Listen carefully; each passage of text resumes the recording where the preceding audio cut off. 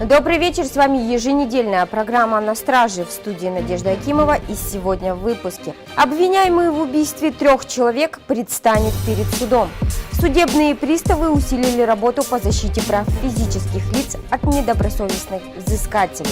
106 литров контрафактного алкоголя было изъято в Нерюнгринском районе. А теперь подробнее. 106 литров контрафактного алкоголя изъято сотрудниками Нерюнгринской полиции. В рамках проведения оперативно-профилактического мероприятия «Алкоголь» был остановлен автомобиль иностранного производства под управлением 24-летнего гражданина. В ходе досмотра фургона автомобиля было обнаружено и изъято 212 бутылок с алкогольной продукцией общим объемом 106 литров, без сопроводительных документов, подтверждающие факты ее легальности с признаками контрафактного происхождения. Как пояснил молодой человек, данную продукцию он приобрел у неизвестного лица для личного пользования. По данному факту в настоящее время проводится проверка. Следственным комитетом завершено уголовное дело в отношении 30-летнего жителя Покровска, который убил 3 человек, в том числе своего отца. Молодой человек отдыхал со своим 57-летним отцом и 2 знакомыми мужчинами. В ходе совместного распития спиртных напитков между обвиняемым и одним из его знакомых произошел конфликт, который перерос в драку. Пожилой отец обвиняемого и 4-й участник застолья попытались разнять дерущихся, удерживая обвиняемого руками на земле. Один из мужчин во избежании конфликта отправился в охотничий дом и лег на кровать. Дождавшись, когда его перестанут удерживать, обвиняемый вскочил с земли, взял нарезное оружие Сайгак МК и произвел выстрелы в своего отца, затем пытавшегося убежать потерпевшего. 2 или 3 выстрела. Отошел, и Данилова вот так стрельнул в спину, вот так, вот таком расстоянии. Не избежал смерти и 3-й потерпевший, как установлено следствием, после убийства, совершенного вблизи избы, обвиняемый вошел внутрь и произвел 4 выстрела в лежащего на кровати мужчину. Ну, выстрелы он слышал, но он же не успел встать, я быстро подбежал. И он так и на меня смотрел. Он хотел встать, он не успел встать. Я стрельнул. Так, сколько выстрелов произошло? 4 или 5. От полученных травм все 3 скончались на месте происшествия, а злоумышленник покинул место расправы и выехал в город Покровск. По уголовному делу собрано достаточное количество доказательств, которые легли в основу обвинительного заключения. Обвинительное заключение утверждено прокурором Республики Саха-Якутия, и уголовное дело направлено в Верховный суд для рассмотрения по существу. О том, как себя вести с коллекторами и каким образом работает антиколлекторный закон, смотрите далее. Елена Жердева – одна из потерпевших взыскателей долгов. Только в отличие от многих других, женщину запугивал не коллектор, а сотрудник одного из престижных банков. Звонки стали поступать круглосуточно и с разных номеров. Родственник взял кредит, я так поняла, что он не перестал выплачивать сумму. И не знаю как, может он дал телефон, может они где-то нашли.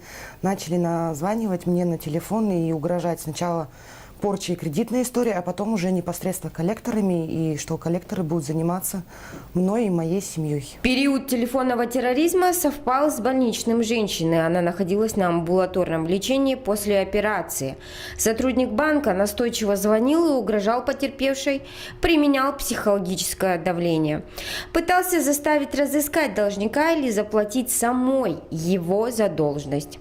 На отказ банковский клерк повышал голос. Я была вообще после операции, я болела и спала. Они не давали мне спать, названивали, говорят, что имеют право названивать. Угрожает сначала то, что кредитная история испортится. А когда говорят, что тебе все равно на это, начинают говорить, типа, мы ваше дело передадим коллекторам, зафиксировали ваш отказ, вы знаете, как работают коллекторы, и коллекторы будут вами именно заниматься, вами и вашей семьей. После чего я не выдержала уже и пошла, написала заявление. Через неделю после обращения звонки от сотрудника банка прекратились. Телефонные звонки уже прекратились, а с банка мне пришло письмо с извинениями, и то, что их сотрудник повел себя неправомерно, они примут меры. На сегодняшний день службой судебных приставов обработано 45 обращений. Несколько заявителей пришли в службу, опасаясь за свою жизнь. Федеральный закон номер 230 о защите прав и законных интересов физических лиц при осуществлении деятельности по возврату просроченной задолженности четко регламентирует действия коллекторов, разграничивая их права и обязанности. Поэтому в случае нарушения коллекторскую компанию или организацию микрозаймов можно привлечь к ответственности. Для этого стоит написать обращение в службу судебных приставов. Если подтвердятся факты нарушения федерального закона, то в отношении такого лица управлением может быть возбуждено дело об административном правонарушении, и указанное лицо может быть привлечено к административной ответственности. В нашей стране несколько десятков коллекторских агентств были привлечены к ответственности за нарушение частоты звонков, определенной новым законом. Это привело к тому, что кредиторы стали вносить в договор дополнительные условия, по которым должник соглашается на дополнительные звонки. Но некоторые организации идут и по другому пути, обращаются к нелегальным взыскателям, которые идут на противозаконные меры, угрожают и даже применяют физическую силу к должникам. Поэтому, если вы столкнулись с подобной ситуацией, незамедлительно принимайте меры. Надежда Акимова, Денис Попов, Яся. 42 гаминатора были уничтожены. На полигоне городской свалки по Вилюйскому тракту сотрудниками полиции было организовано очередное уничтожение игрового оборудования, изъятого в ходе оперативно-розыскных мероприятий по пресечению незаконной игровой деятельности в городе Якутске. Подобные мероприятия осуществляются по решению суда и проводятся городским управлением полиции на постоянной основе. Нелегальная продажа алкоголя в местных ночных заведениях – дело нередкое. Прямо сейчас в специальном репортаже мы вам расскажем, как мы разоблачили подпольщиков, торгующих крепким алкоголем без лицензии. Для того, чтобы разоблачить одно ночное заведение, я устроилась на работу в качестве технички. То я мету лестницы. Вы просто не представляете, как это увлекательно. За 2 часа пребывания в этом арестобаре мне удалось разглядеть многие нарушения. Первое – это антисанитария. Вот здесь туалет. Просто жесть. Вонь неимоверная. Как они складывают белую бумагу. Учитесь, товарищи, экономия. Еще один момент – это просроченный товар. Ну а главное, мне удалось раздобыть важную информацию о том, что заведение нарушает закон и без лицензии продает виноводочную продукцию. После собранной информации совместно с городской полицией мы провели контрольную закупку в рамках акции «Алкоголь».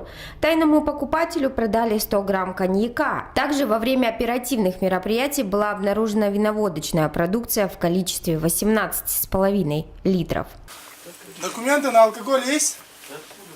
По данному факту проводится административное расследование, составлен административный протокол по статье «Незаконная розничная продажа алкогольной и спиртосодержащей пищевой продукции физическим лицам». По итогам расследования предпринимателю грозит большой штраф. Надеемся, что и другие контролирующие органы обратят внимание на данное заведение. Надежда Акимова, специально для Яся. Если вы стали очевидцем происшествий, ждем от вас фото и видеоматериалы по WhatsApp номеру 8 924 464 79 71. С вами была Надежда Акимова. И помните, за каждым преступлением наступает наказание.